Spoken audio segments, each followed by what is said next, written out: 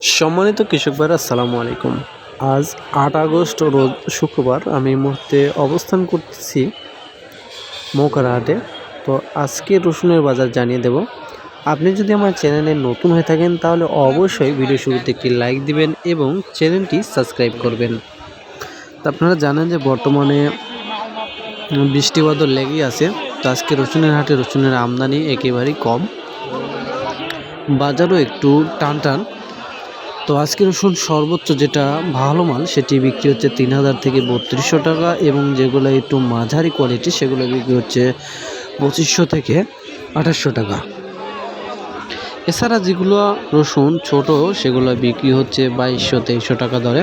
তো দর্শক বন্ধুরা, আজ অনেক দিন পর, অর্থাৎ দীর্ঘ ২০-২৫ দিন পর দেখা যাচ্ছে যে হাটে টেনে রসুন কিনছেন ব্যবসায়িক ভাইরা, এবং রসুনের বাজারও একটু ঊর্ধ্বমুখী।